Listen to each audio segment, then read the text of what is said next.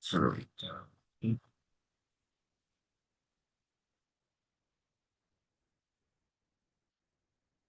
So, Prof, you have been set up as a course. You are free to share your documents and take over the class now, sir. So after some time, I'm coming again to quickly do the attendance. Thank you so much. Just for about 10 minutes, just a 10 minutes break for the attendance and we'll be fine. You can unmute yourself now.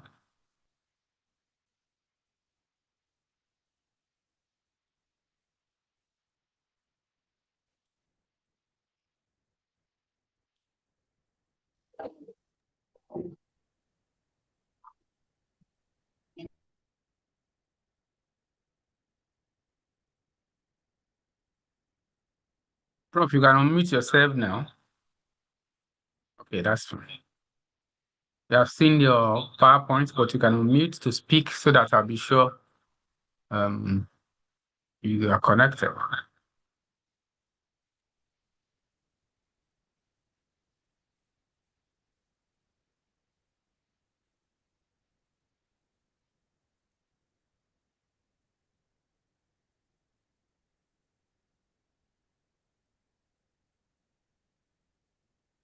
Hey, good morning.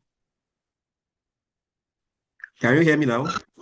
Yes, Good morning, sir. Can you hear me Good morning, Prof. Good morning, sir. Good morning, sir. All right. Good morning, sir. Yes, we can hear you. But Prof, I would like to mute everyone, so you have to unmute yourself again. Okay. And then right. don't forget to maximize your screen. Okay. So that when Please, it's question time for the students, if there's any question you want to ask, you can put it in the chat box. If you're on YouTube, you want to ask any question, put it in the comment box as well. But then we'll still open the floor for you to voice your question if there are some people that would like to express their question. Okay, so thank you. 2 seconds. Is it maximized now? Yes, it is. It is. You will just unmute yourself, Prof, in the next 10 seconds. Yes, sir.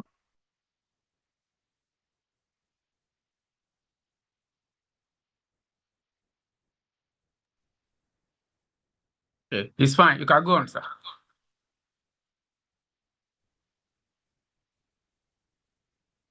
All right. Good morning, everyone. You are welcome to Module 6 of URM 901.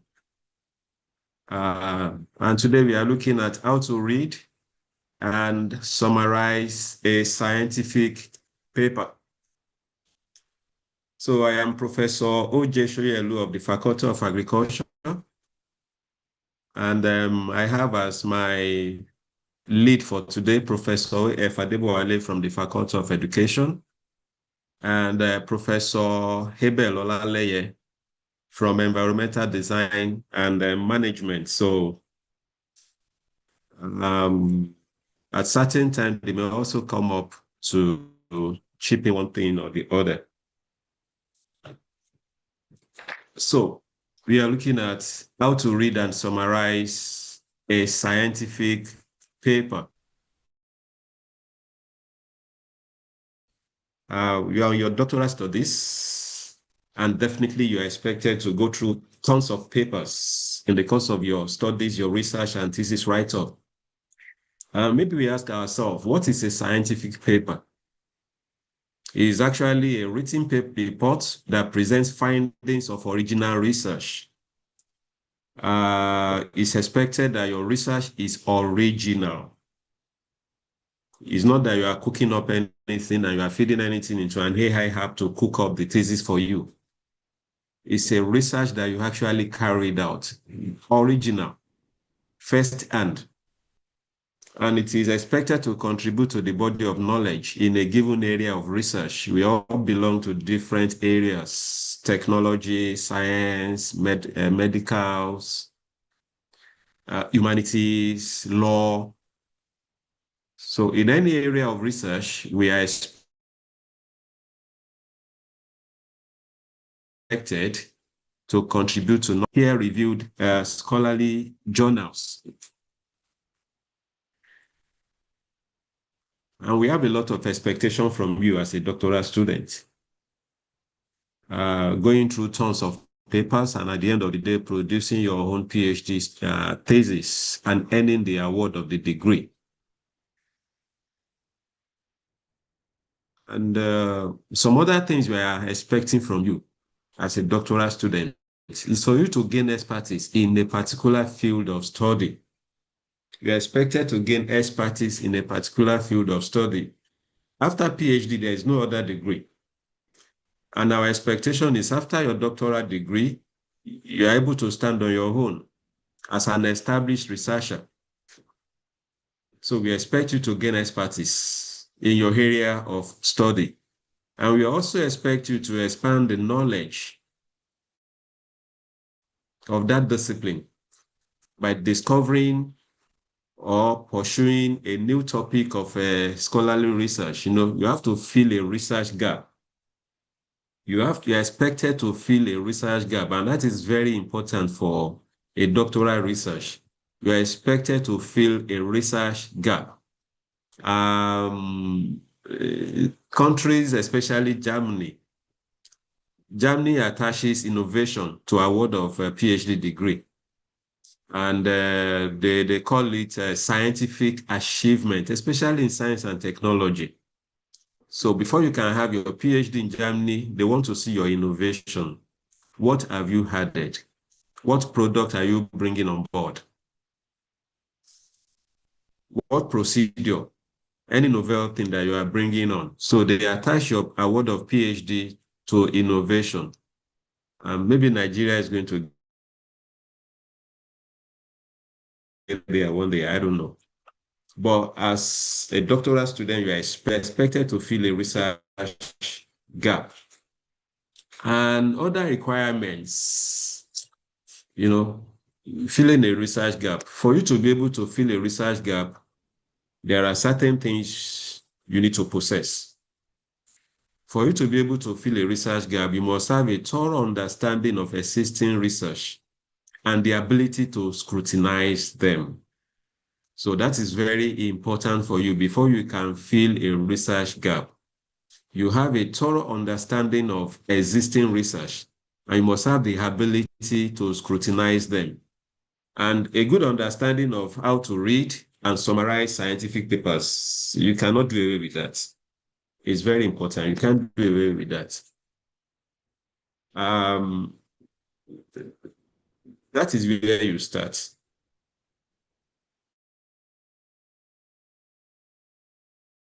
You have to know what exists, the existing research. You must have it. And by the time you scrutinize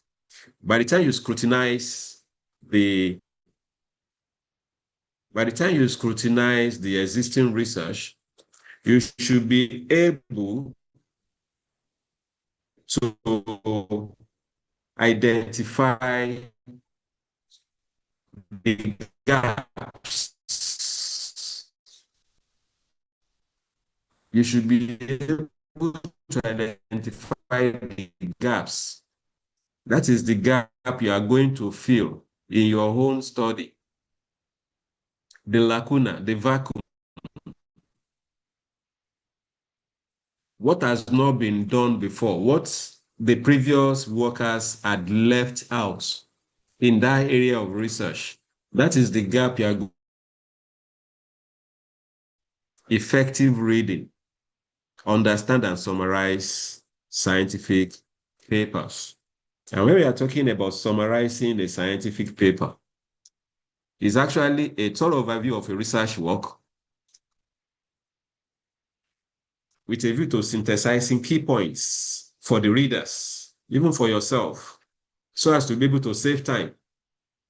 And you prepare them to understand the study's overall content. It's like a 35-page paper has been thrown on your lap, and you are being requested to summarize it in one paragraph, not more than 500 words. So what they are testing is your ability to be able to synthesize the key points in that 35-page paper. without losing any essence of the work.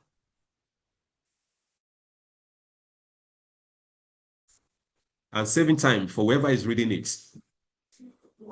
And capturing the overall essence of the content so that by the time the reader is going through the one paragraph document, he will have a good idea of what that 35 pages contain. So that is being able to summarize a scientific paper. Because in the course of your doctoral studies, you are going to go through tons of research papers. You are going to read hundreds of them. Yes, you are going to read hundreds of previous work, hundreds of papers. So how do you synthesize all this together? How do you extract the salient points to be able to help you in putting together your own work and even your own thesis? So the way out is ability to be able to put a good summary together, to be able to synthesize the key points and the essence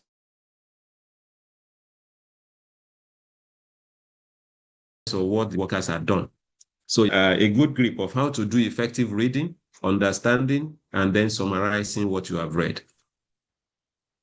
And you agree with me, if you are talking about effective reading,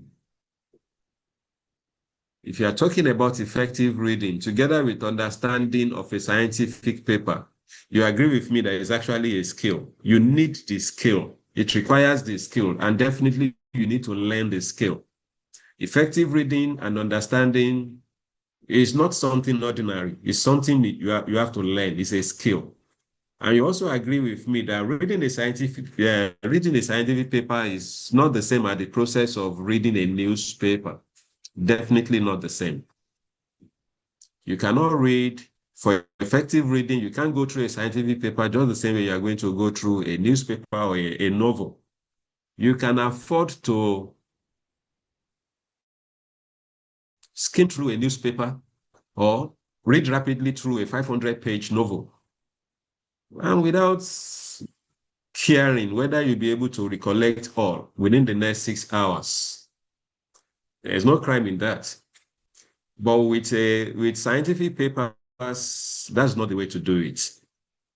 You need a skill, and you have to learn and acquire the skill to be able to do effective reading of scientific papers.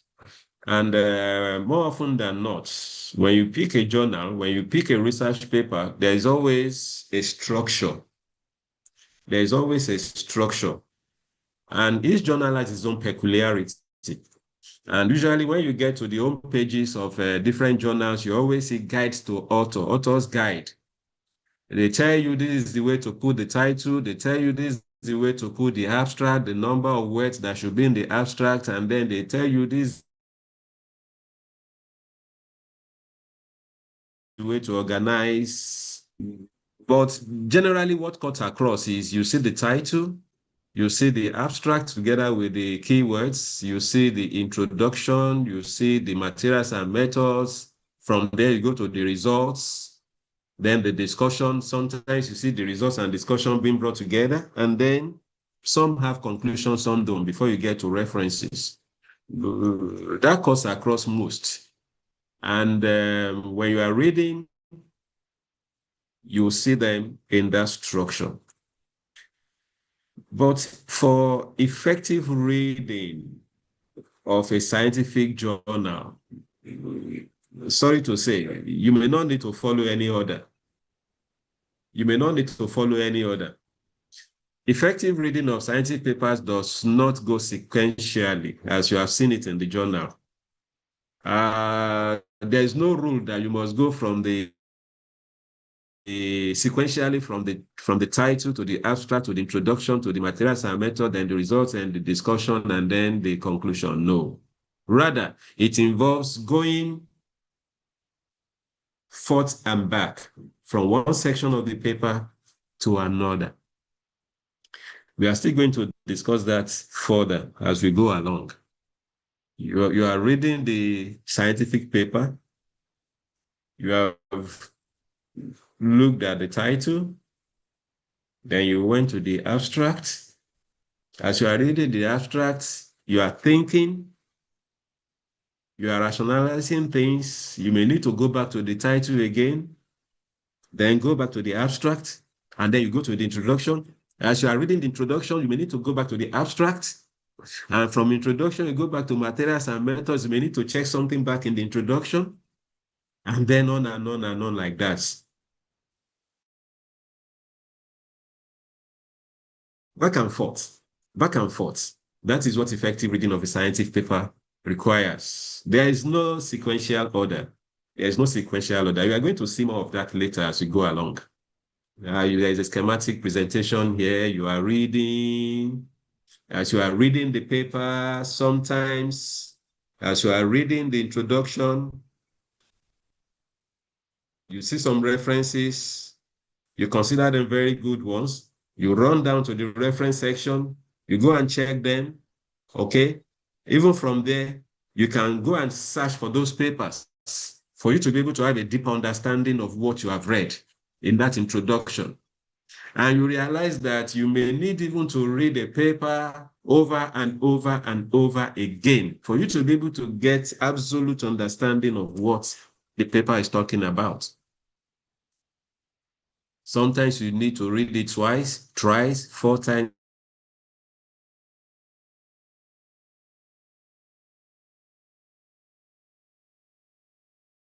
Five times, 6 times, 10 times, and uncountable of everything that a paper is talking about. So this is just giving a schematic diagram of how you can move around when you are trying to make an effective reading of a scientific paper. And you also have this other one too. You are trying to read, you have looked at the title. Sometimes you may need to look at the journal name. You look at the journal name sometimes. You are trying to look at the scope of the paper. You look at the publishing date, which is very important. The publishing date is very important. We're also going to talk about that a bit later. You look at the abstract, you look at the methodology. Is it logical? Are things flowing the way they are supposed to flow? So a lot of things happen. A lot of things happen. As you are reading, you are asking questions in your head. As you are reading, you are putting pen on paper, you are writing things. So you do a lot of things. You multitask when you are reading. Effective reading of a scientific paper. And when you are talking about all the scientific papers, we have sources of academic literature, the scientific papers. We have different sources. And well, good enough. Now, virtual library is gaining popularity. And is actually competing with the physical libraries. Now, gone are the days when we need to go to, when we used to go to the library for every assignment, for every term paper, for every thesis writing. And we needed to go to Ezekiel Oluwasomi Library every day. So now we have digital library. So we have different sources. We have the scholastic journals. We have the conference reports and proceedings. We have the books, the physical and the e-books. We have monographs, edited copies of books, keynote addresses in scientific meetings. We have the working papers. We have the technical report, the dissertations, policy briefs. We have great literature, and I made bold to include inaugural lectures. These are beautiful sources of academic literature. Well, great literature, you might be wondering what are great literature. These are materials that are not published commercially. They are not published commercially, but they are wonderful sources of information, very useful in research. You may have them in form of government documents, government papers, theses. So they are very useful. So we have all these as our sources of academic literature that we can easily access. And then also we have some search engines and databases, very beautiful ones. The search engines and the databases. We have the Google Scholar. The Google Scholar is quite different from the general Google. We are going to see a bit of it later. We have the Google Scholar. We have the PubMed, which has over 39 million citations, and Popline. Those two are for medical sciences. We have CapDirect, which has over 11 million citations, basically for life sciences. And then we have the Inari, the Agora, the OARE, and the ARDI for specific specialized areas of research. And we also have a JSTOR, which has about 2,000 journals. Originally, it used to archive old literatures, but now it has been updated, and it has recent papers now. It has been updated, so no longer archiving just old journals, but also has current ones too. So they are beautiful databases and search engines. And actually, the ARDI, Inari, Agora, the Goli, and the OARE, they actually belong to Research for Life. They're actually part of Research for Life. They have been quite useful. They are part of the Research for Life program. All of them, they are part of Research for Life program, which is a public-private partnership led by the WHO, the FAO, the UNEP, Cornell University, the Yale University, and several publishers. And they have been so useful. They have been so useful. And luckily, OAU subscribe to some of this. OAU subscribe to some of this. We are part of Agora. I'm very sure of that. And I also believe that OAU is also part of some of these other databases. But I'm quite sure of Agora, which we use it commonly in the Faculty of Agric. And I believe we can get the username and the password from the university if you need them. So they are depositories of very large volumes of different journals, and they are up to date.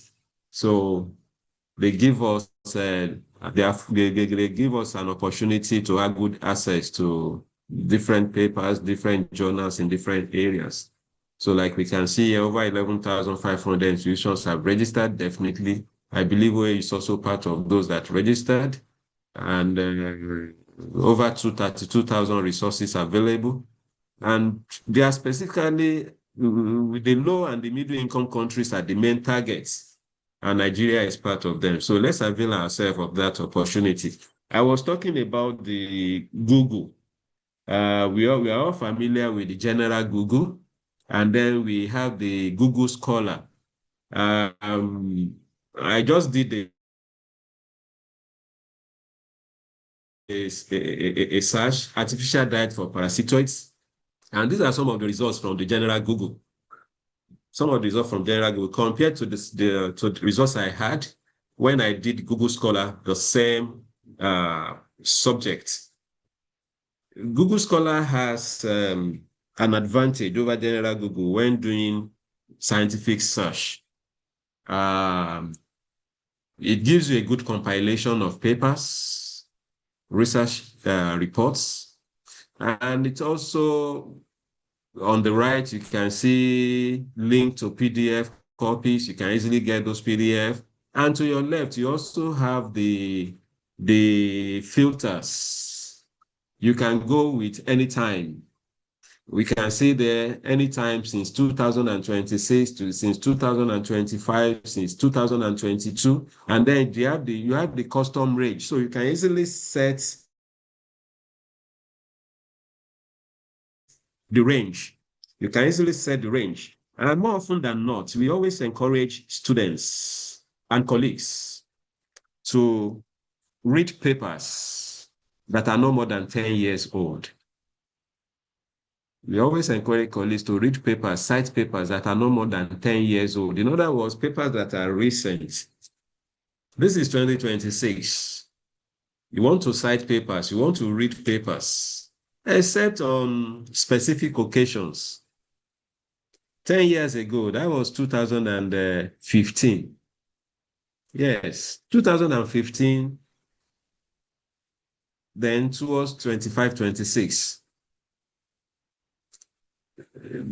The more you read recent papers, the more insight you have into a research area, and the more the knowledge of the advances in that area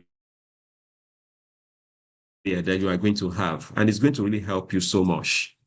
And but like I said, there are specific instances, specific subject areas that you may need to go back long time back, especially taxonomic studies in biology. Taxonomic studies, you may need to trace origin of an organism. It may take you as far back as 1830 or wherever. I once cited an 1830 paper tracing the organism of, the origin of a parasitoid. Other than that, please, if you can, not more than 10 years. And Google Scholar can give you that easy access by filtering the years, and then you're able to get your results. So let's look at steps in reading a scientific paper. We said earlier that having a good, effective reading is a skill. Effective reading and understanding is a skill. And you need to learn this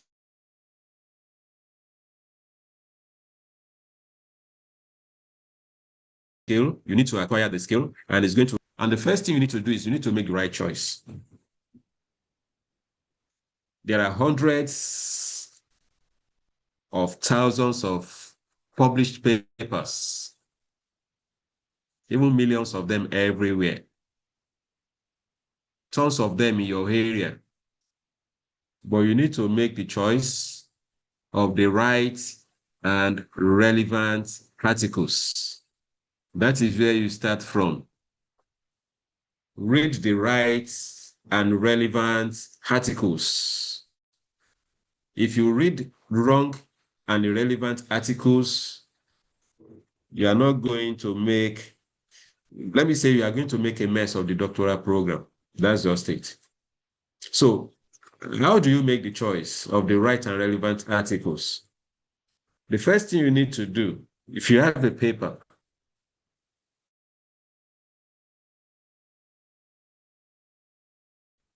you can read the title through them.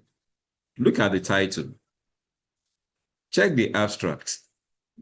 And then go through the conclusion. By the time you go through all these three, the title, the abstract, the conclusion, you should be able to decide whether to read the entire paper or not. That's the first thing you need to do. In other words, you don't need to read every paper that comes to your table. It is not every paper is relevant. Not every paper is important. Not every paper is right. So you need to make a choice. You need to decide whether it is right for you to read a paper or not. So that's the first thing you need to do. And then by the time you decide, you can decide whether to discard the paper or to read the paper. So by the time you decide to read the entire paper, then you need to do something.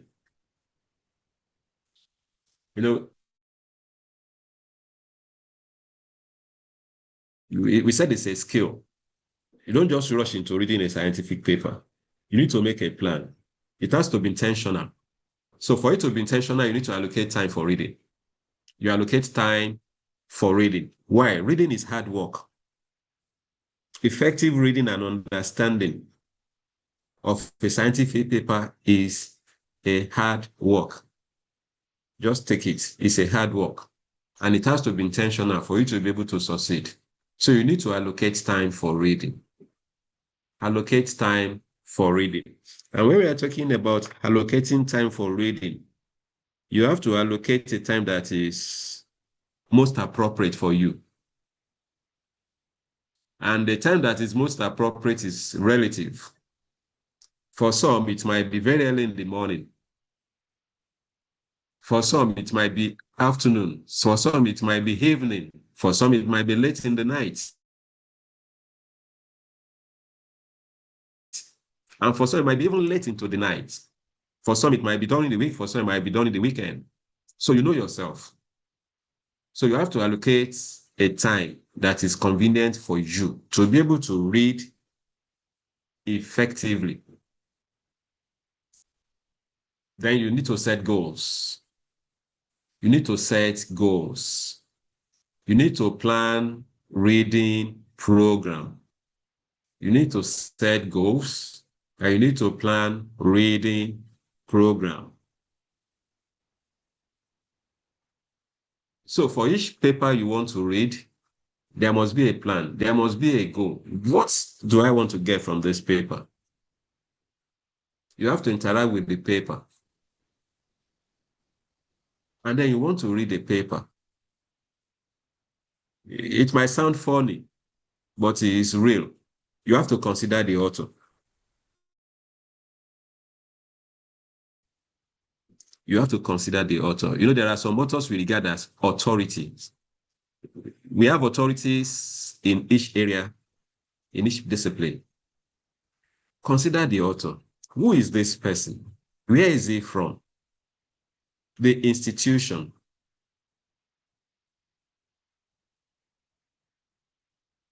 What is his pedigree? What is he known for? What has he done before? Consider the author. It might be helpful. You know, sometimes you consider the author, and if you're interested in this author, get his address. Physical, postal, phone number. You can even check his itinerary. Are there conferences? Is he going to participate at the conference?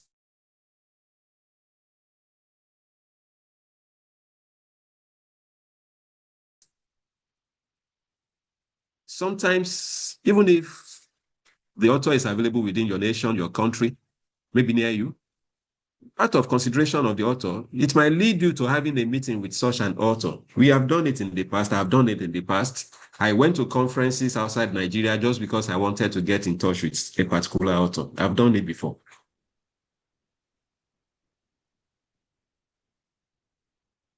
In the course of my doctoral studies, I've read papers and I identified some authorities and I paid my way to conferences, not because I wanted to present papers, but because I wanted to have contact with them, because I wanted to make them my mentors.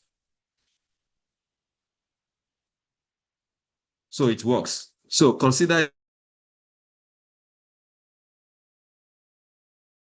need to read all parts of the article. Read all parts of the article, from title to references. Read all parts of the article. And as you are reading, you are asking questions. You are asking the who, the what, the when, the where, the how.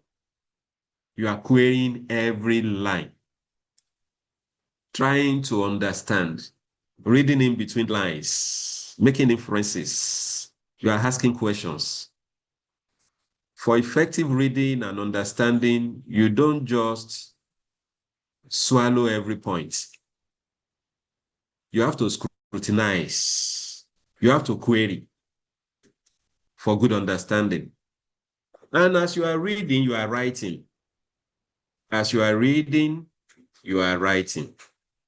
You have your paper, you have your pen, you have your laptop before you. As you are reading, you are writing, you are underlining, you are drawing, you are making inferences, you are going back to and fro. From title to materials and method, to introduction, to conclusion, to references, in no sequence, in no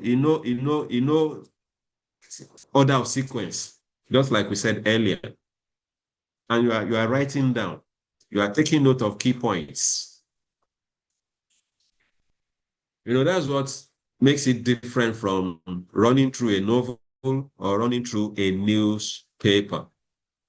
As much as possible, you want to dissect every key point. You want to dissect every statement made. You want to understand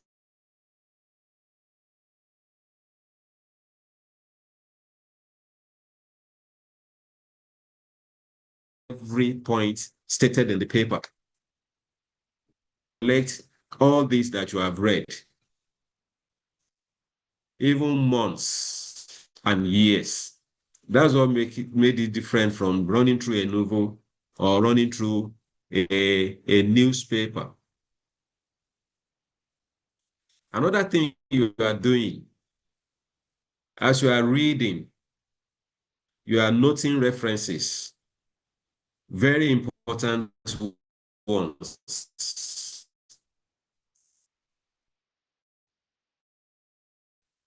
And you are adding them to reference manager. You have EndNote managers, and that requires of one or two reference managers. They're actually going to help you in organizing your papers. They are going to help you in organizing your references. You can learn how to use EndNote. You can learn how to use Mendeley and any other one. It's very important for you as a doctoral student. Please master the usage of at least one reference manager. It's going to make life very easy for you. It's going to make life very easy for you. And as you are doing all these readings, you are reading 200 papers, you are reading 300 papers, you need to be able to organize them according to topic or sub-themes. You are going to read a lot of papers so that you don't lose important information, so that you don't lose helpful information. You need to be able to file your papers according to, so that anytime you need any paper, you know where to go to without wasting time. You know where to go to without sweating too much. There have been instances that you finish a write-up, maybe a thesis or a manuscript, and then you are trying to trace your references, and you are not able to get some of them.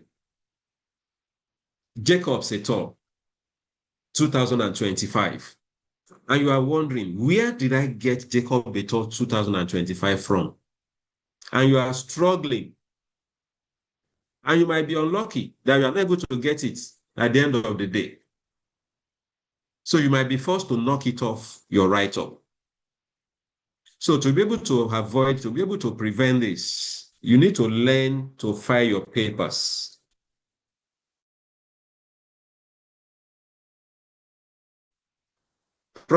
properly, according to topic, you.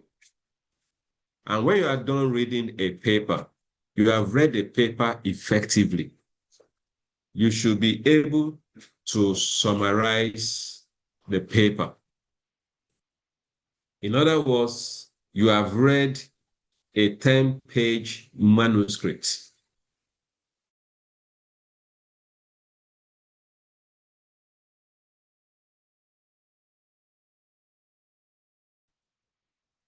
But before you can summarize a paper, you need to be able to read effectively and understand. So summarizing a scientific paper, it is the process of presenting a paper.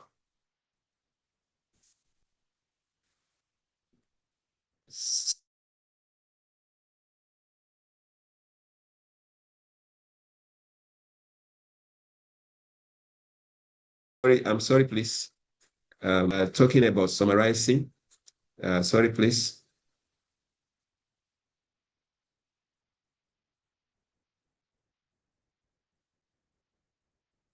Okay. Summarizing a paper. I say it's the process of presenting a focused overview of a research published in a peer-reviewed journal. You want to present a focused overview of the paper you have read. And you are expected to condense a lot of information into a few words without losing the essential message of an article. You have read a 20-page manuscript.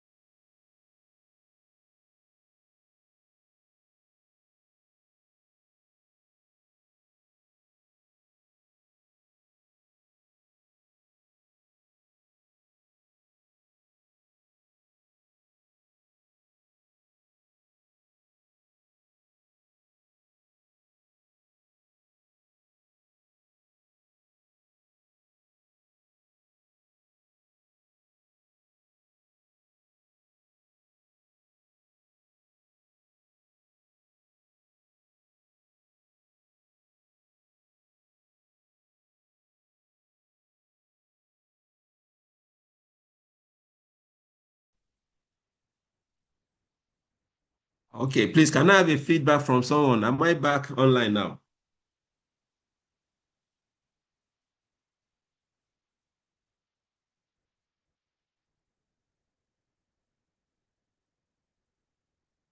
Please, a feedback from someone. Am I online? Am I back now? Are you hearing me?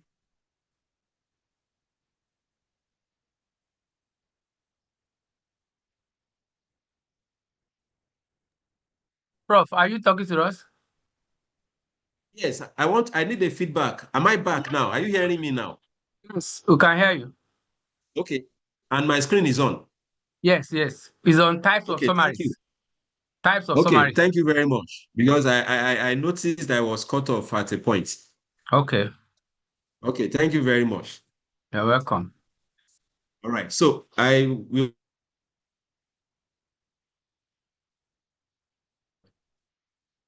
on summarizing the scientific paper. And I said it's the ability to condense a lot of information into a few words without losing the essential message of an article. You should be able to acquire that ability. It's going to be of a lot of help to you. And then it provides readers with a short descriptive summary, commentary, giving them some insight into the article. So it's just a way of condensing a lot of information and giving a short description of the commentary for the readers without wasting their time. They're able to get insight into the articles. Will be quite helpful in the course of your doctoral studies. And then we have three basic types of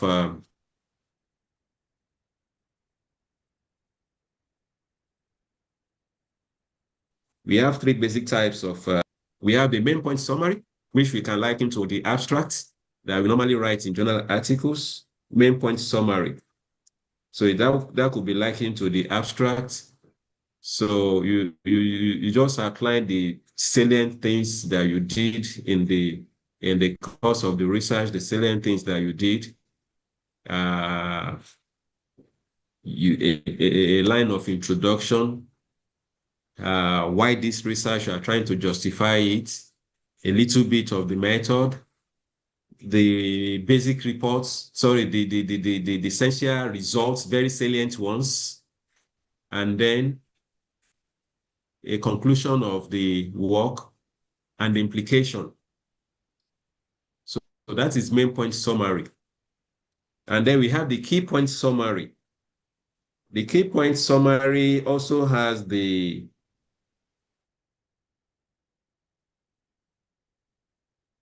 basic components of the main point summary.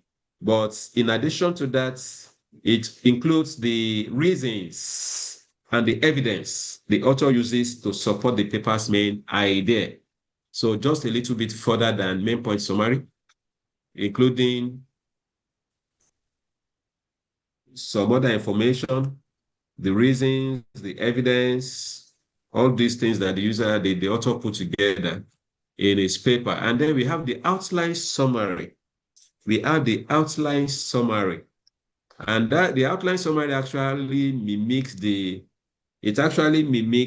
structure of the paper being summarized. It actually mimics the structure of the paper being summarized. In other words, the introduction, maybe 2 lines, 2 sentences, the method, 1 or 2 sentences,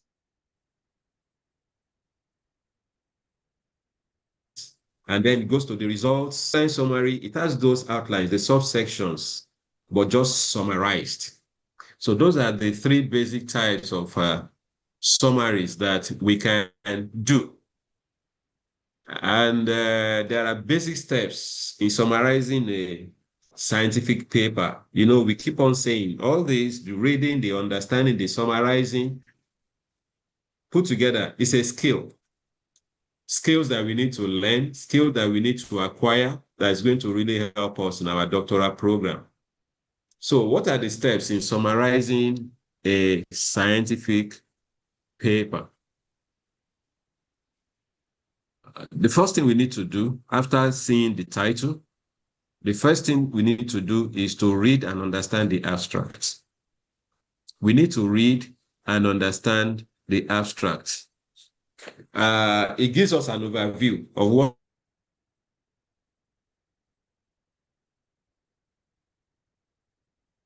is contained in the paper that we are about to read. And we have that at the back of our mind by the time we go into the actual paper.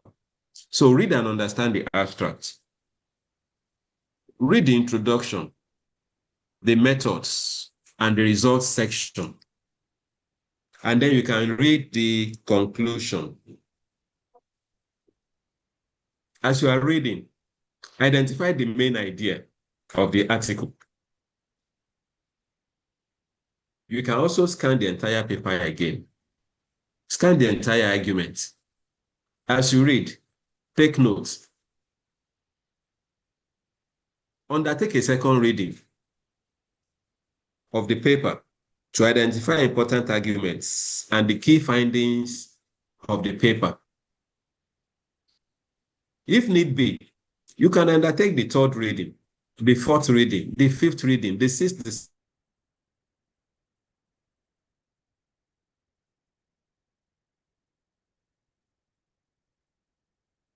7th, until you're able to capture every satisfied. Then you can start your summary. Write an introductory sentence. Write an introductory sentence that states the topic of the summary. And then you turn the main ideas into sentences using your own words. You have read the paper. You have understood the paper. Now put pen on paper and summarize in your own words. But even as you are doing this, you are not losing the essence of the content in the paper. All right? You are going to see that later.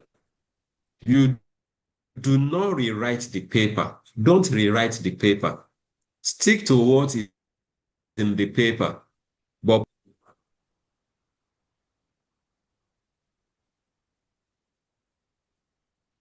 and these are the tips for writing a good summary. You want to write a good summary? You need to read and understand the article's questions and objectives. You need to read and understand the questions raised and the objectives. When you are reading the article, you need to have all these questions in your mind. You ask questions as you read. Read the article.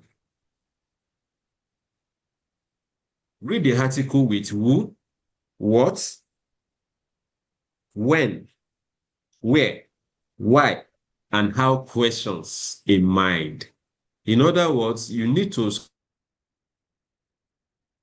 scrutinize the whatever that has been brought before you. You need to scrutinize it. You need to scrutinize this. As you are reading, be asking questions. Who, what, when, where, why, how? Ask those questions.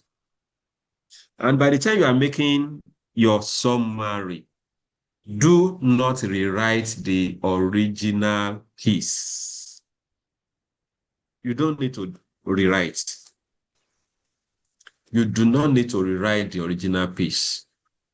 You can either decide to read a paper if it's the right and the relevant one, or you discard it if it is not right and if it is not relevant to you. But the moment you have deemed a paper right and relevant and useful, you read it, you make a summary, but do not rewrite. Do not rewrite. Stick to what is there. Keep the summary short and to the point. Literally, what's a summary? It's just a brief report. So your summary has to be short, has to be pointed. It has to be short, straight to the point. And then you have to use your own words. You don't need to reproduce the words of the author. You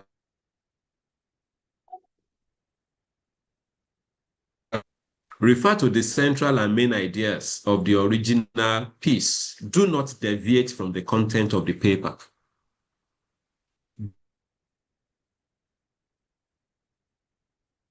Do not deviate from the facts of the original piece. And in your summary, include the author's main points. State each of the author's main points. Identify counter-arguments the author uses to refute others. It is very important. You don't just take every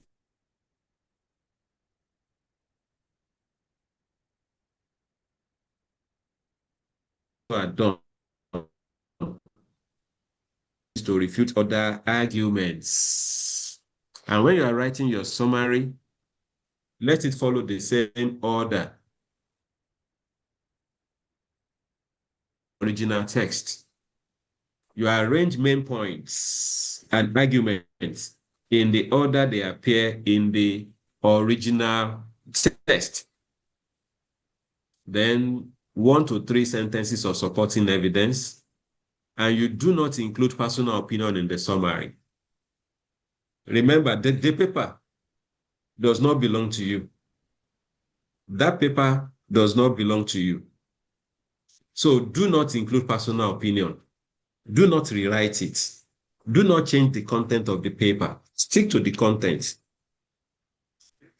when reading the paper, you might have identified some loopholes. Those are the gaps that you can pen down on paper. A previous worker doesn't need to do everything. A previous worker can never do everything. With your knowledge in the area, you'll be able to identify some gaps in the previous studies. And these are what you have to note. Sorry, please. So these are what you have to note. You have to note it. You have to note it. Sorry, please. Let me put off. Let me put this off. I'm sorry.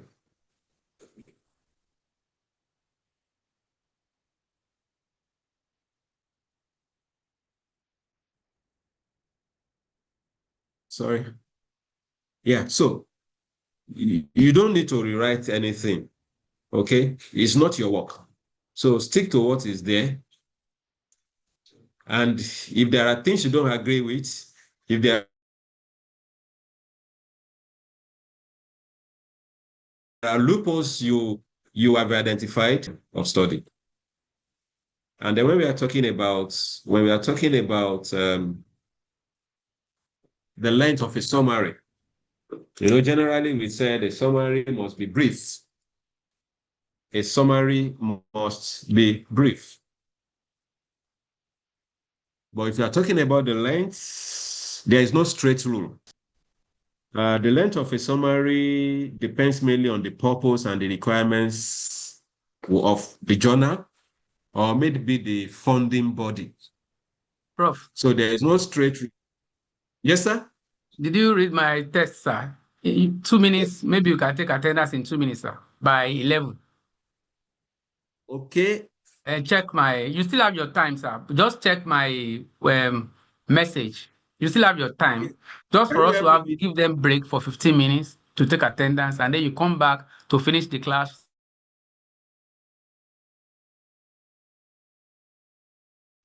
Oh, okay. So we give.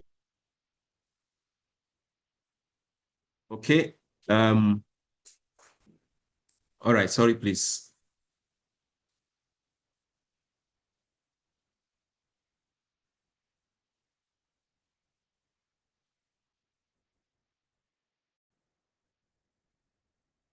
Okay.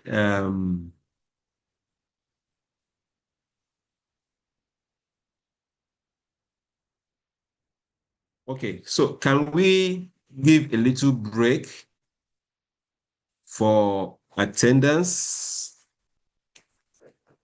Then I'll be back.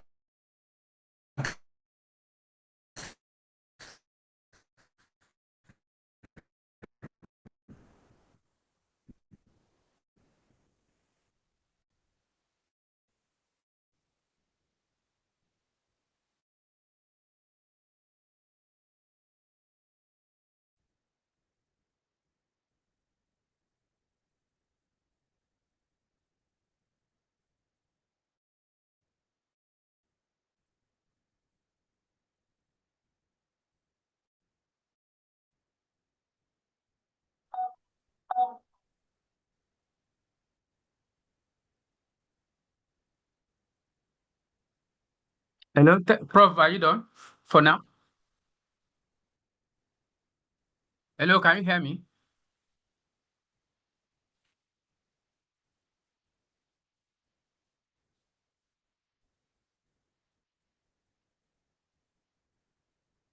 Hello, am I audible?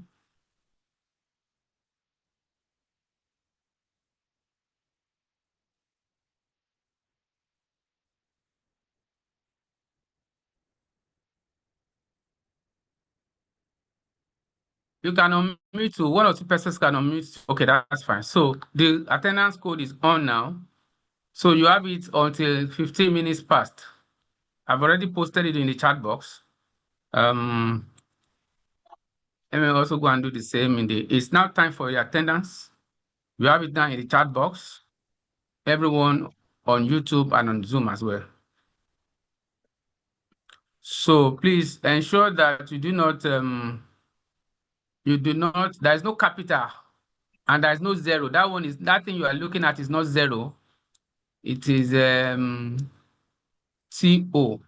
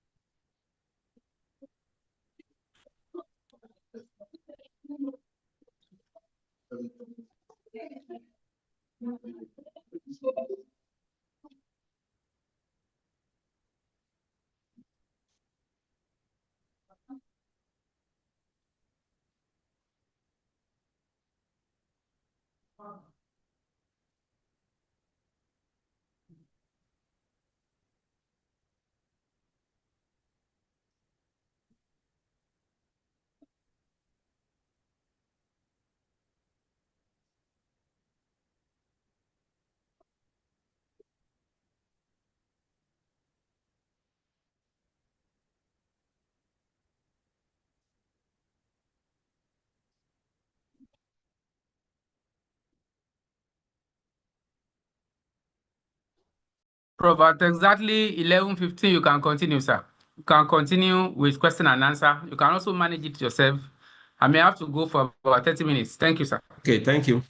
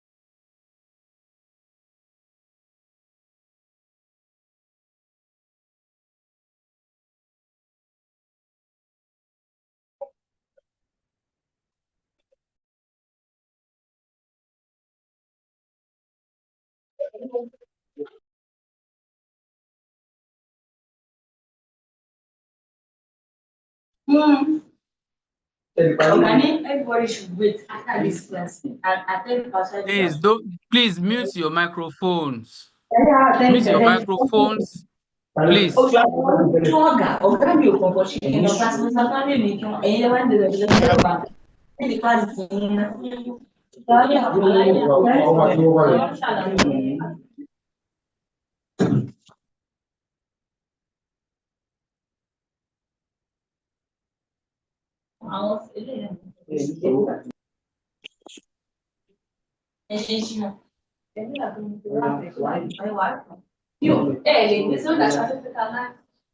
Hello, Prof. Hello, Prof, sir. Yes, sir. The code is not, this thing is not accepting the code, though. I am on new student attendance and I put the code. It's not accepting and I click on present. It's saying you have entered an incorrect password and your attendance has not been recorded. Code did you press? Which code did you supply? Are you on Which code did you supply? the UG9 Can you see yourself now? Can you see yourself? You keyed in the wrong code in the wrong environment. We have said this 1,000,000 times. It's the second one you are going to use. This thing is very clear there now. We are saying you do whatever.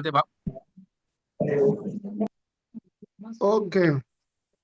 It's the other one. There's no reason why it would not work. I'm just going to ban somebody on the on the platform now. He has just sent a code there, and he's not going to have access to that place again. The two of them. Okay,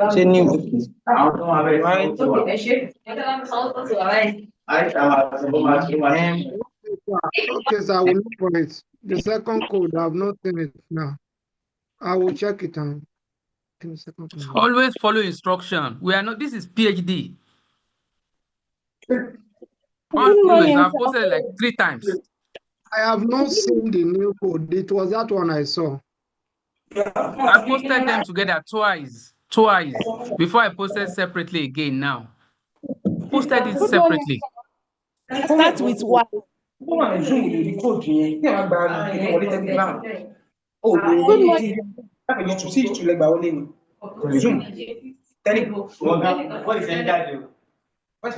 can't find it, sir, please.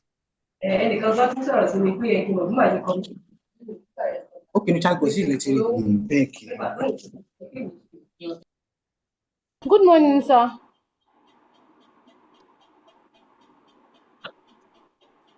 Good morning, Prof.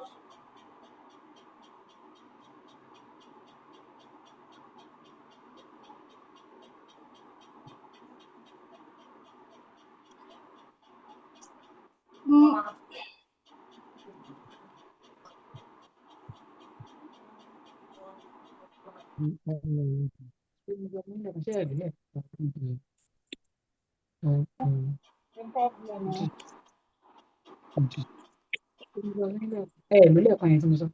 Mobile models, mistake.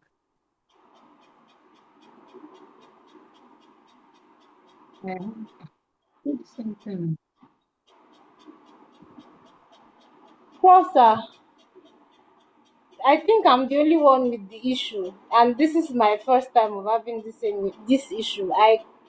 There is no space for me to take the attendance today. It's not bringing out the activity for me at all. Please keep your private issue private.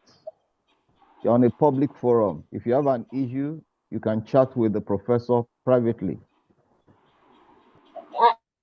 It's concerning the attendance, and I've chatted with It him. does not I did matter. not. It is private to you. It is personal to you. It's not for every other person.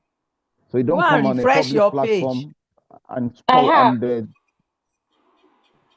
Refresh page. and log in again. Log out and log in again. Okay.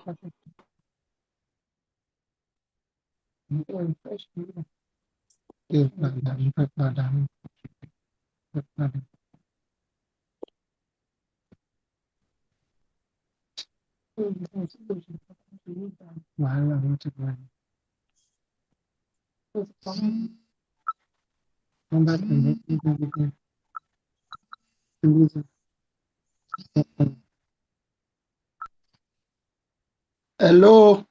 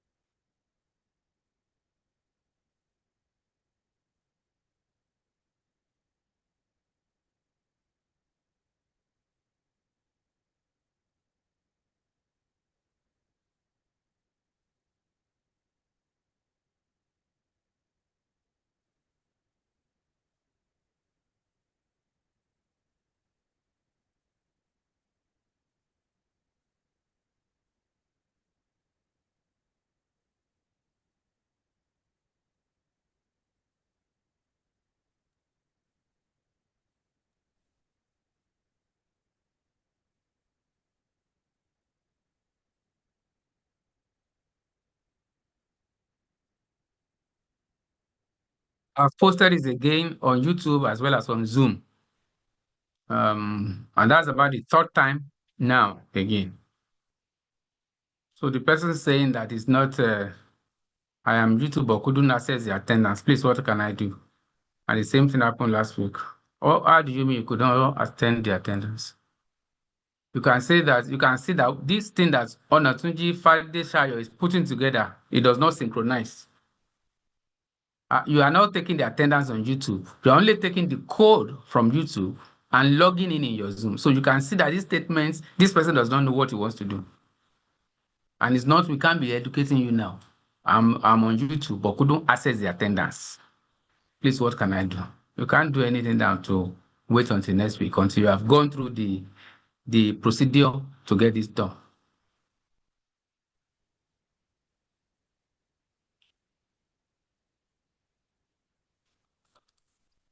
Thank you, Professor Awole.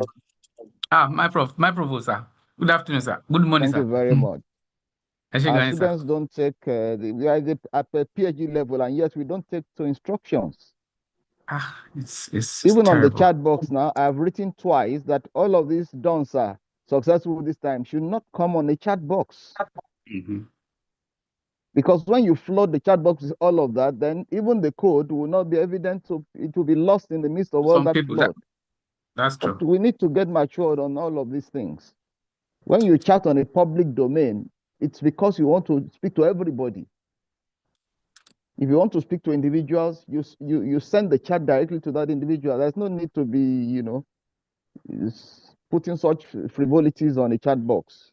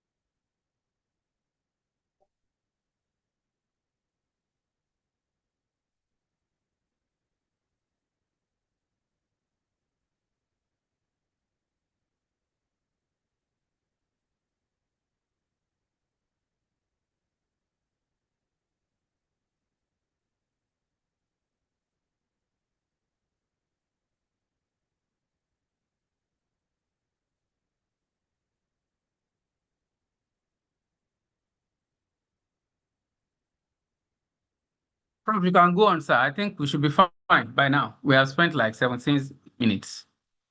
Just click to unmute yourself. Okay, thank you. Okay.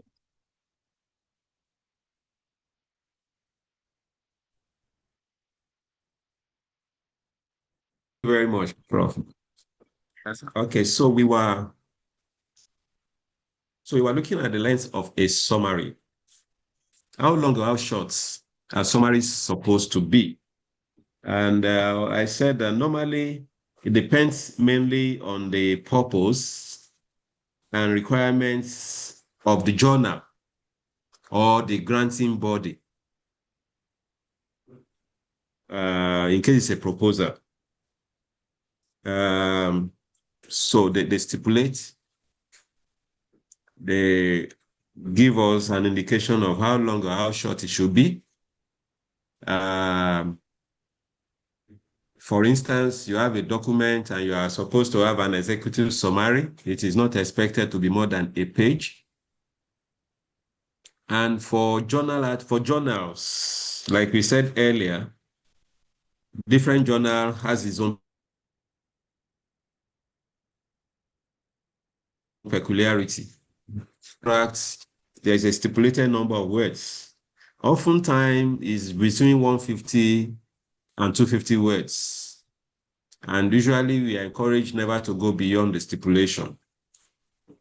And then if it were to be a whole published article, it shouldn't be more than a quarter of the length of the original document. For the published article, it should not be more than 1/4 of the length of the original piece. So you have maybe a 20-page document, and you need to make a summary of the whole paper. You don't need to go as far as 5 pages, even shorter than that. 2 pages, 3 pages.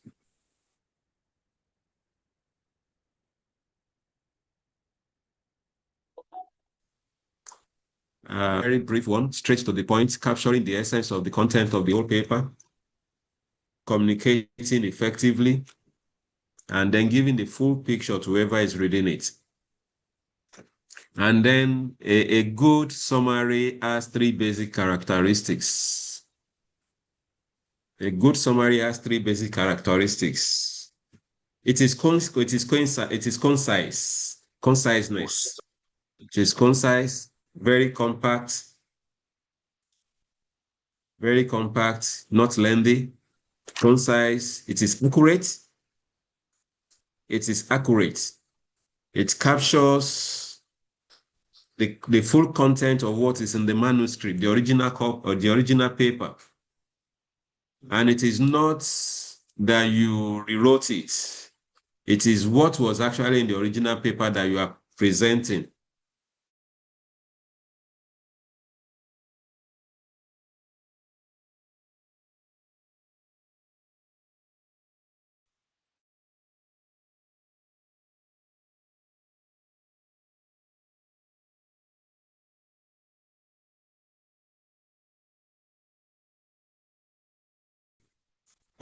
You are just representing the original paper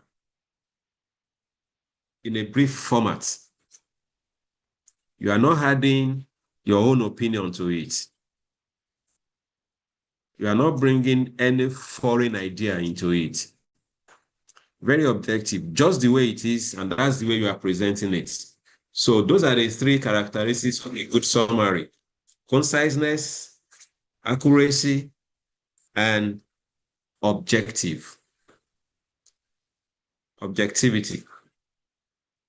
And by the time you are done with your summary, put a word or 2 of conclusion. Your summary has to end with a conclusion, maybe 1 or 2 sentences, which restates the main idea of the paper. It restates the main idea of the paper you are summarizing, and it is a way of giving the reader a sense that the paper is complete with a take-home message. So don't just leave your summary without closing it with a concluding statement.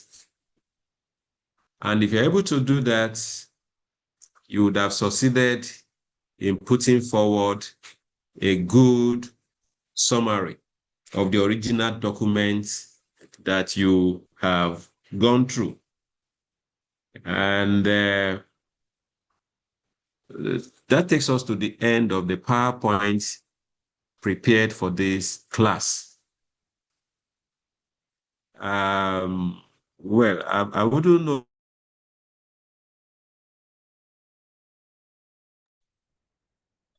if Professors Adebowale, oh, sorry, not Awoleye, Professors Adebowale and Olaleye, I don't know if they are online.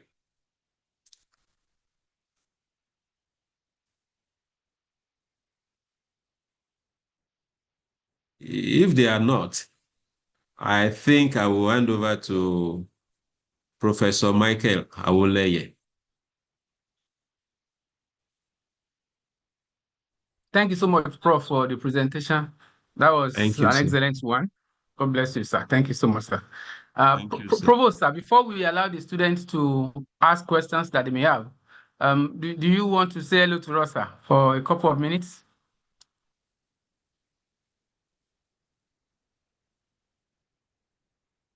I don't know if your guy is still on the call.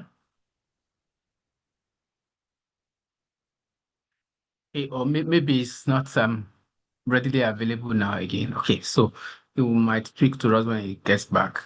So do you have one or two questions? Put them in the chat box, or if you want to put it in the speak straight away to the microphone as well, you can raise your hand so that we pass the microphone to you. The professor is still around to attend to our questions based on what he has just delivered.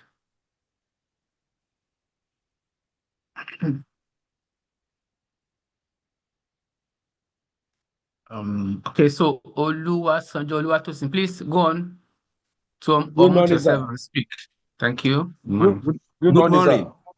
Good morning. We are attending to Oluwasanjo. Just go straight away to your question. Thank you. Yes, sir. My question is this. When Prof was teaching us about how to get the site where we can get the scientific paper, they mentioned some site that we need to familiarize ourselves with.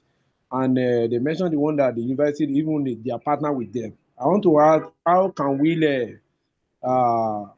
register so that we will be the member of that site, sir?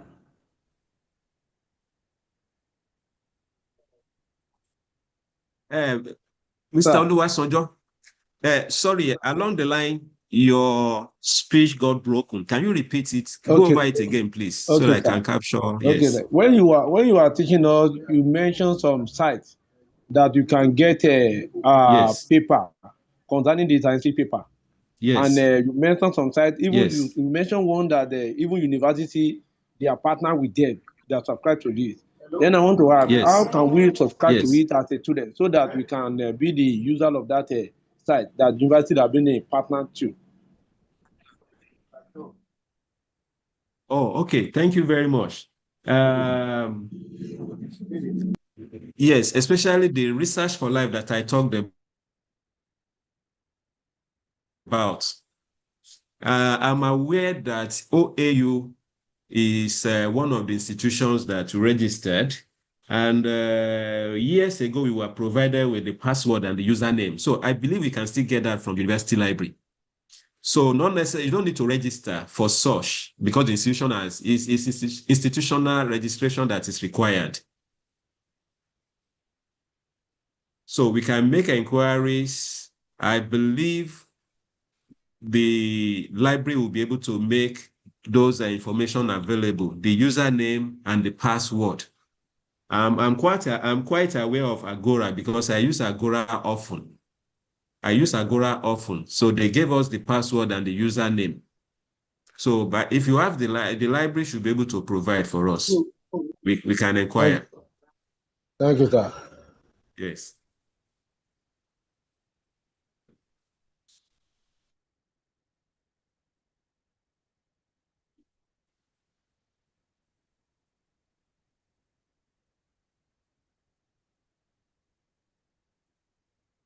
Yes, Tobori. Yes, sir. Thank you, Prof, for the lecture. It was really inspiring. Thank you very much, sir. So I have a question on. I want you to help us to address this issue of using artificial intelligence for summarizing paper, rather than the steps you have highlighted for. The steps you've highlighted for us, though very rigorous, but I believe eventually it makes us better researchers if we can. It develops our critical thinking skills rather than just passing it to the AI to do it, which is the trend now these days. So I want you to help us to address this issue and give us some of the disadvantages of or the long run of depending on AI in summarizing papers. Thank you, sir. Okay, Tobori, thank you very much. You know, AI is around now and is making life easier for everybody. You just need to feed him certain things. He can even write a thesis for you. Well, I'm glad that Dr. Hawoleye is online. He's an AI expert. But before Professor Hawoleye comes on to assist with the question, what I just want to say is AI is not perfect. And one of the reasons we are not so, how do I put it now? One of the reasons we are not really embracing search for AI to be doing search for us is because of the, sometimes the lapses could be embarrassing. It doesn't make us a good researcher, so to say. And that is why even worldwide in academics, we are frowning about search because it's more or less renders us useless. We don't have the skill, reading effectively, understanding and making summary is a skill that we need to learn. It gives us better insights, makes us better researchers in a lot of things that we do. And that is why we are not really embracing this. We need the skill. But if we go the way of the AI, we won't have the skill. So I don't know if Dr. Aule will want to assist, please. Thank you, Prof. I think, yes, just like he has rightly said, is just trying to be careful. But I think the key word there is you have to know how to be moderate with the use of AI. The university and the entire institutions in the world, even Harvard, MIT, and all of that, they're not saying that students should not use AI. But when it has to do with ethics, you have to ensure that you are ethical with the use of the AI. And I'm sure in the last briefing of the provost and the management team, for those of you that attended, I'm sure a good number of you did not attend because I was there too. Prof was also briefing us that there is a policy that is coming out very, very soon to guide the way we use some of these things in even in PG school as we submit our thesis. Now, in the past, you have been in a way forgiven and not just we are not too bothered about what has happened. We only tell you when you have gone beyond the threshold. We just return it back to go and do the needful. But this time around, it's not just go and do the needful. This time around, there is a penalty. So you have to be careful. One is not saying that you should not use. When you use it, it's fine. Yeah, even though Prof said that is the what do you call it now? The accuracy is not 100%, which is true. But then the accuracy is over 99%. So if you do something 100 times and then you have only 1% error, I think it's fair enough. And that is why even that 1%, you don't know whether it's going to give you at the first time that you are interacting with AI. So that is why we still say that the onus lies on you to confirm whatever AI is giving you. And just like he said, it is not that you should go and use it to write the complete thesis. No, on a number of times or a number of interactions with you, we have educated you on how to use AI for research. And I think that was an event organized by CATA, which was specifically for us PhD students and other MSc students, which was also captured and, what do you call it now? And stored. And I think we still have that reference. Maybe after this class, I'll post it on the Telegram platform for people that were not able to make that event. You can go back and then view what we discussed there. I was the one that was also part of the persons leading that discussion and even showing by practical examples some of the tools you can use and how. So it's very important. Thank you. Prof, we still have other questions here. Somebody also has that related question on YouTube, and I think that is resolved now. Somebody wants to know if he's saying, what is executive summary? How do we write an executive summary?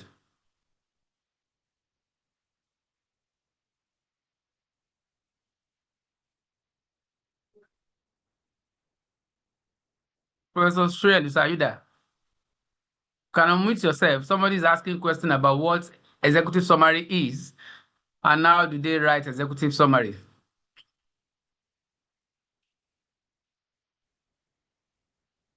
Okay. Yes. What is an executive?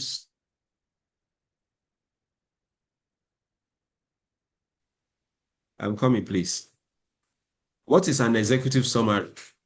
And how do we write an executive summary?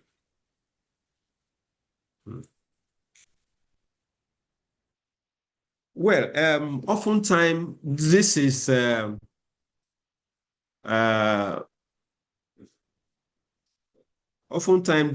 meant for to help decision makers.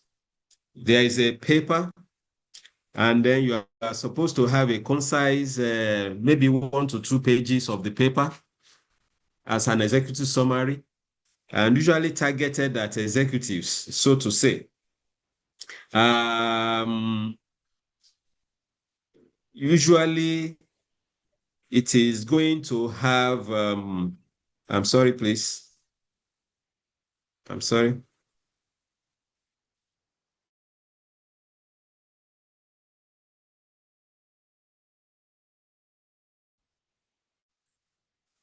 So usually 1 to 2, a proposal or a report, and usually for policy making and the executives. So you could be given that assignment, and usually when you are writing an executive summary of a proposal or a report, basically for the purpose of decision making, or you are trying to highlight the value of a proposal, so you need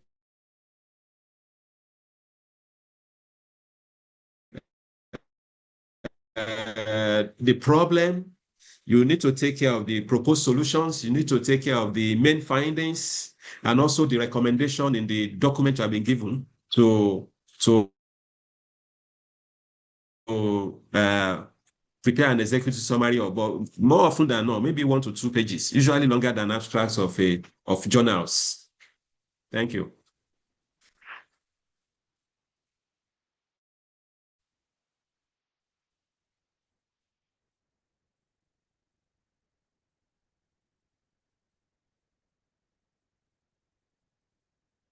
And I can see someone is asking if IEEE is as an account.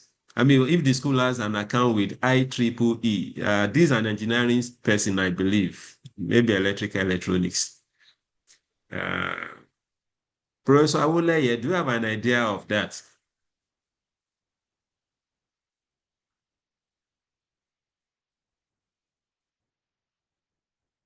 Professor Awoleye.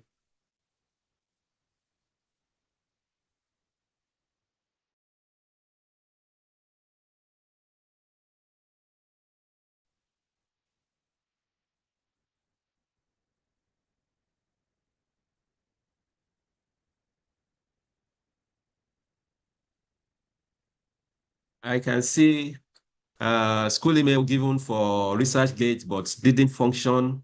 How do we get ourselves registered on ResearchGate? because it always demands for institution email. Mm.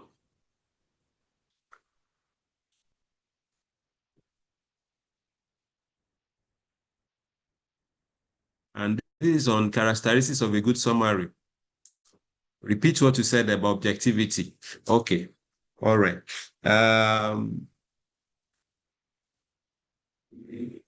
Is Professor Oleye on?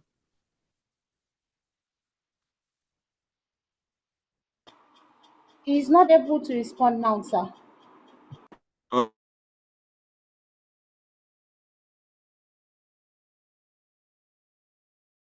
okay. All right. Question on IEEE, whether the school has an account with IEEE or not. I have no idea. So I will let me be able to help with that. Talking about objectivity. Okay, now there's another one on ResearchGate. ResearchGate not functioning with the email, school email given. We may need to have a second look at that. I don't know. I don't know.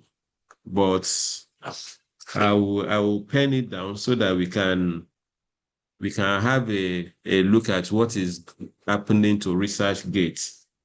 So I have noted it, ResearchGate. We will see what we can do about that ResearchGate. I have noted it down. Then we'll get back to you later. Likewise,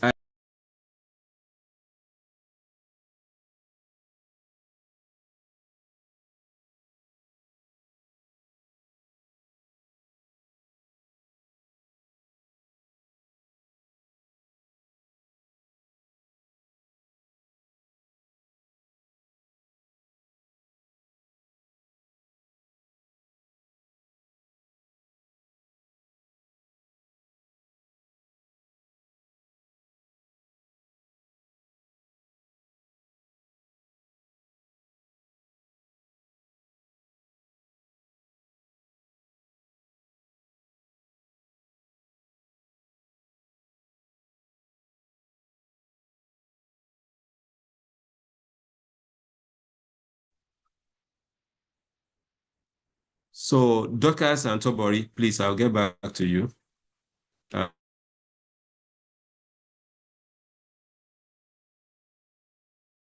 um,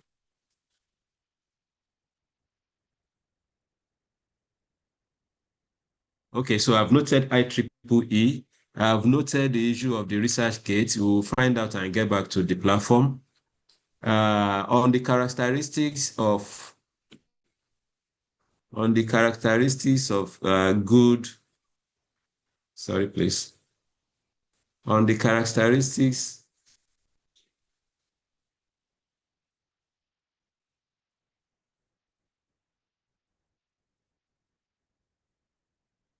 okay. On the characteristics of a good summary, if you repeat what you said on objectivity, network not be up. Basically, what I was trying to say, you have read the paper. The paper doesn't belong to you. Okay? The paper does not belong to you. You have read it, and your responsibility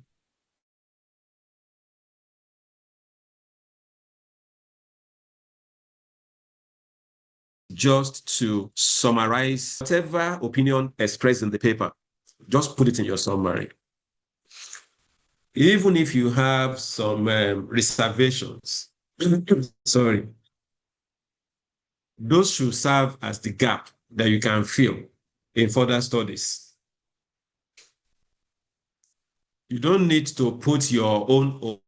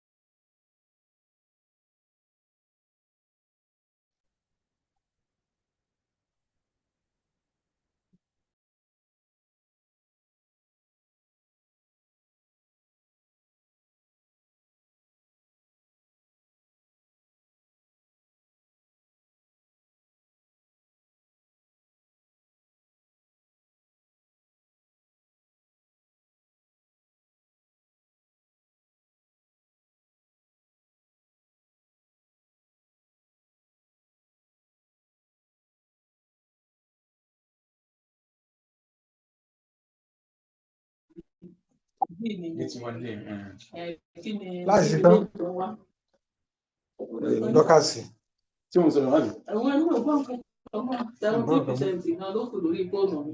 Mo sáà dúpẹ́ pé ó sàpọ̀ kó sí. Olúwa ṣeun, àtúngbọ́ ní next week.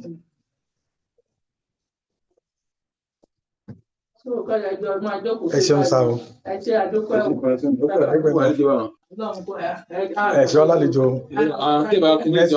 Next week ẹ ṣe ọlálejò.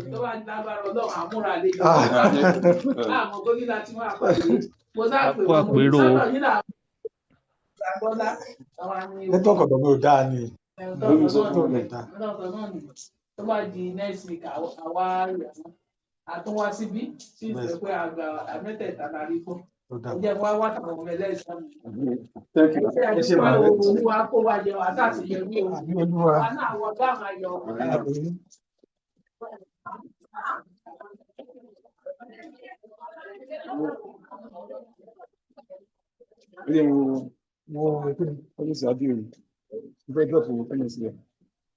Ṣé o ṣàgámà lọ́fíìsì rẹ̀? Inú gbọ̀dọ̀ rẹ̀ ni ó ṣáwà lọ́fíìsì rẹ̀. Ó fẹ́ wò.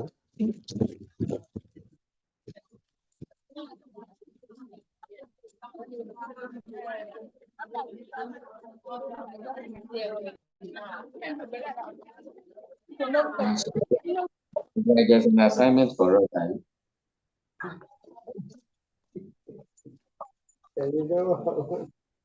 That'll be muted. Mute or mute well.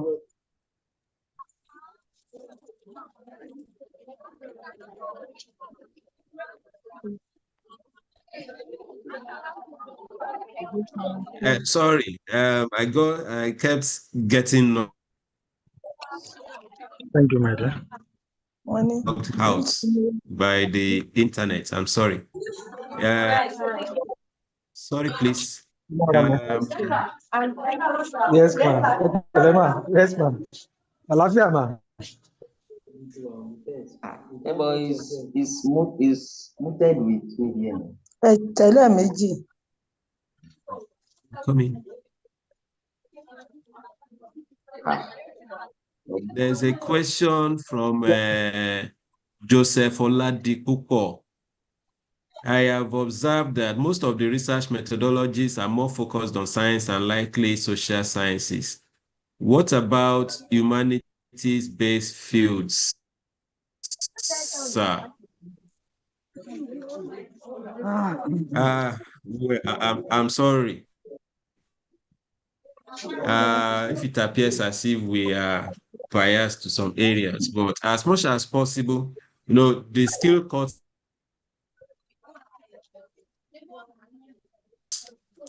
cuts across, and the skill is applicable to all areas, to all disciplines. So please, it's not that we are being biased, but the skill acquired in one is applicable to others.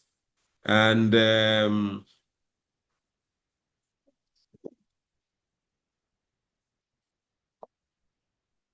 in the Research for Life collections that I was talking about, you also see some digital repositories that applies to you. We have Goli for Law and Social Sciences. We have ORA for the environment. But that's just the basic thing. The skill acquired could be applied in every other area, in every other discipline.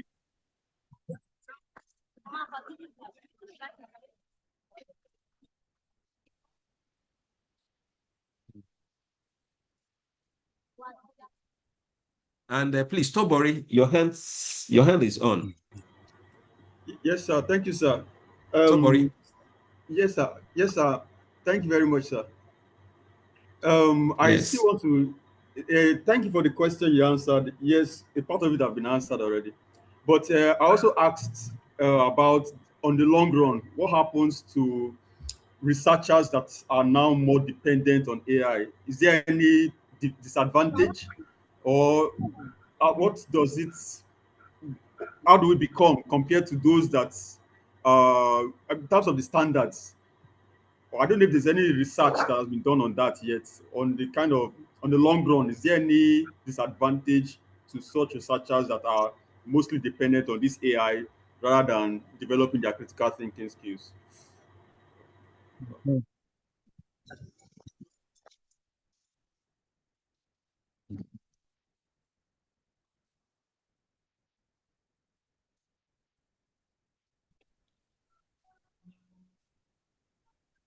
Hello, Tobori.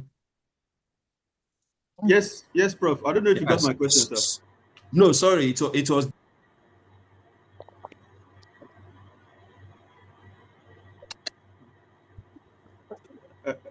Hello, sir. Yes, I'm listening. Okay, I was asking I'm listening. on the long run. I was asking on the long run.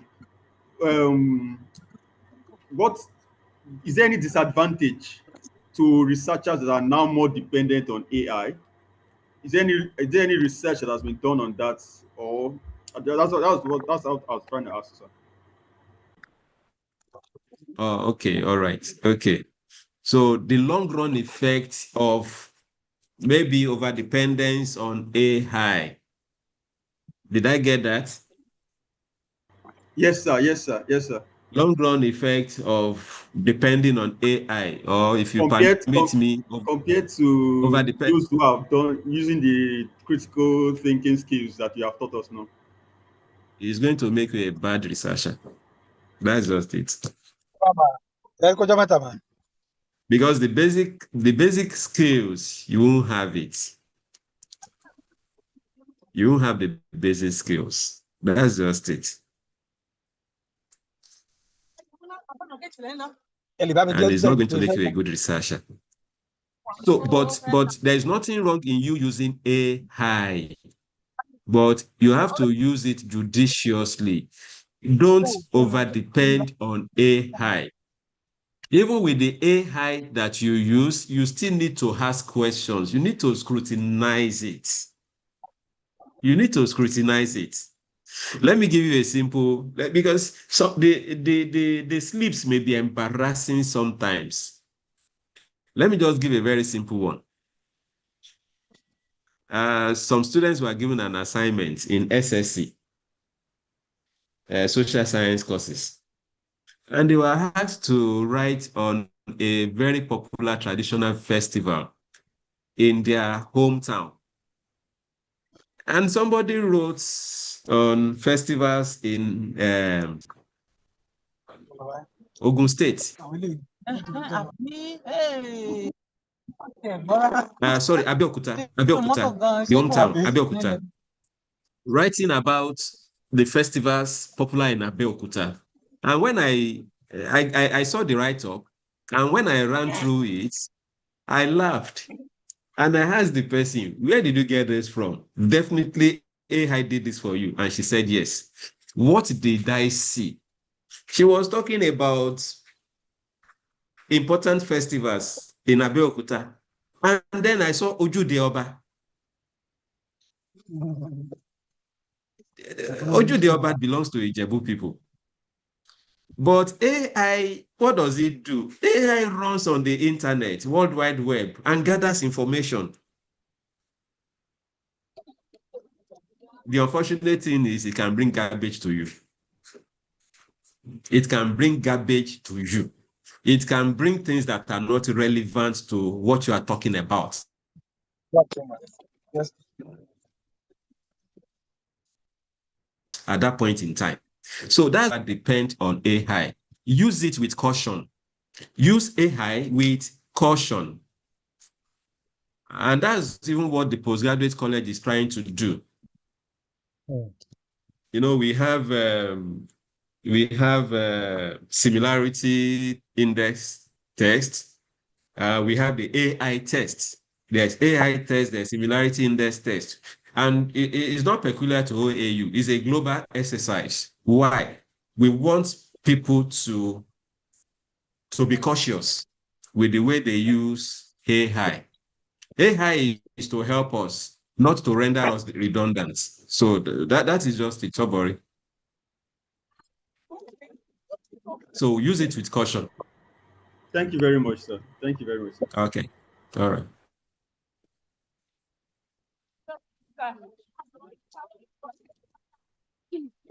Good afternoon. I'm fine. Yes, someone was saying something. So the issue with ResearchGate, we will get back to the platform, and the issue with high EEE, I promise we will get back to the platform. Let me stop. Bye-bye.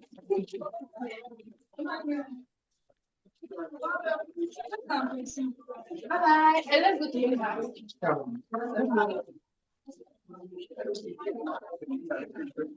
I think this is a question from someone. It says, thanks for the lecture, sir. Where and when do we had our own voice in the research work? Talking about our own studies now, sir. Yes. You're about starting your own work.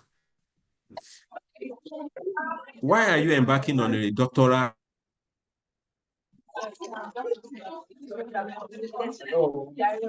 program? You're embarking on a doctoral program must fill a gap. You're embarking on a research. When you were in kindergarten, lyrically, they taught us what is research, and we used to say research means investigation undertaken to discover new facts. So we used to sing those songs. It's as I grew older that I understood what they were talking about. Research means investigation undertaken to discover new facts. You want to discover new facts. You want to fill a gap. But before you can fill a gap, you need to know what is on ground in your area, in your discipline. You need to know how far they have pushed the frontier. Okay? And to be able to know how far they have pushed the frontier, and for you to be able to identify a gap, you need to go to the previous studies, the scientific papers, read them. Read them and I ask them if the thing is carefully, skillfully, understand vacuums, the gaps. All right. At that point, your job, your work has not started. Even that guy went register. At that point, your own study has not started. Okay. What about this? When you are running through those journal papers, when you are making those summaries, your own study has not started. What you are doing at that point is you want to identify a gap. It is when you have successfully identified that gap, then that you now start talking about your own study. So you start talking about your own study after you have identified a gap from the previous studies. So that is the point where you start talking about your own studies. You don't insert your own studies into the summary.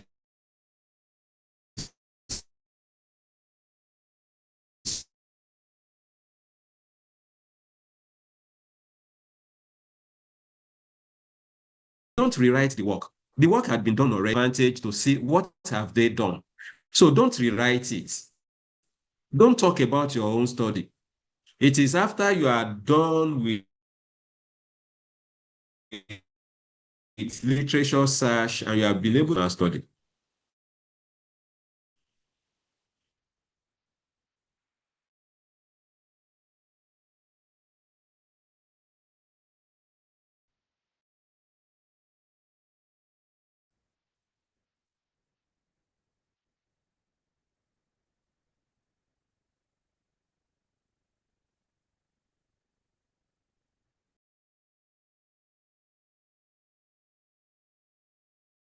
Are there key elements to look for in our paper? Of course.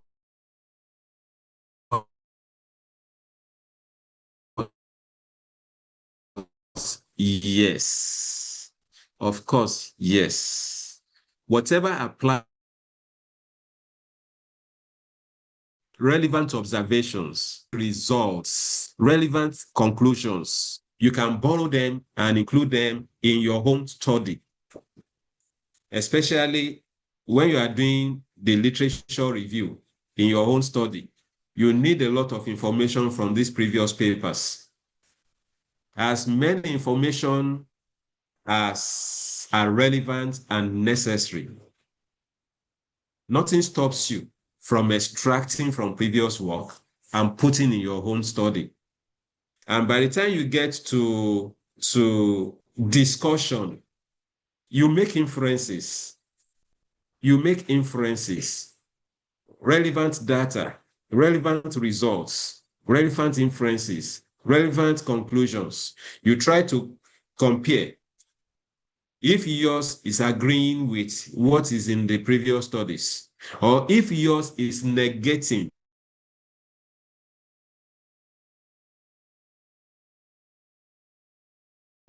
you have your counter, nothing stops you from taking those key elements, the results, the data, the inferences, the conclusion, as many of such as are necessary to strengthen to strengthen your own work. You are free to bring them into your work, and with proper citation.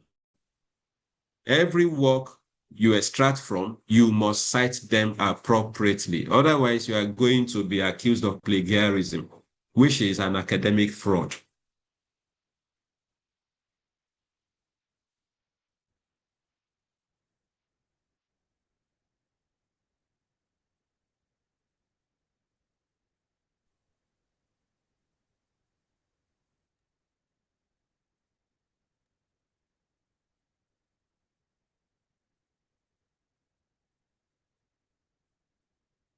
So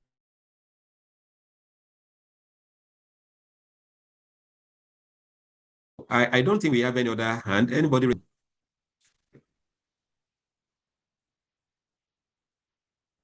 I'm not sure if my network is good enough to ask the question verbally, but I was asking concerning the list, concerning if we could get a list of the schools that the university has access to, so that we can get the list, and each time we need peer review papers from those sites, we could easily log it in and Okay. You mean the digital library. databases that Yes, sir. OAU is okay. Digital databases that OAU subscribe to, right? Yes, sir. Okay. I've noted it on my pad. Oh, okay, sir. Thank you. So I will work on that, and if you're able to get a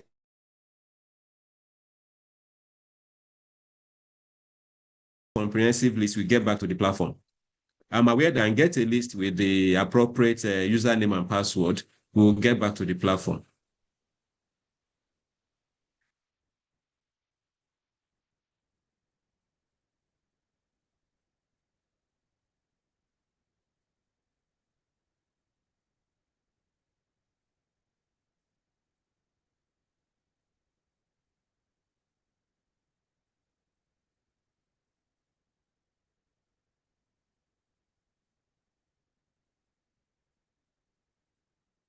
Do we have any other question? Anybody else?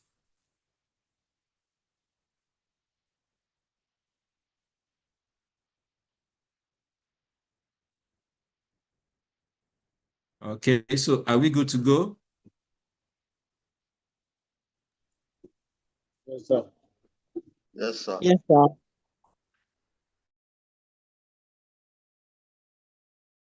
We are good to go, right? Yes, sir. Yes, sir. Okay. Yes, sir. Okay. Yes, sir. Yes, sir. Thank you So so much, sir. God bless you, sir. I appreciate everyone for coming online. Okay, I can see, please, which assignment? Okay.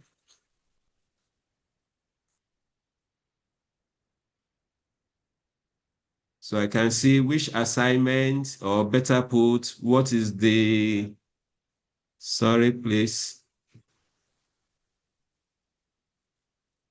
Okay. All right. So we will get back, the group will get back to you for any required assignments. Is that okay? Yes, sir. Noted, sir. Okay, so thank you so much. I appreciate you for coming on line, and I wish you a great day. Thank you very much. Have a blessed day too, sir. Thank you, sir. Thank All you, right. Thank sir. you so much. All right. Thank you so much. Bye-bye. I wish you the very best. Bye. Thank you, sir. All right. Bye-bye.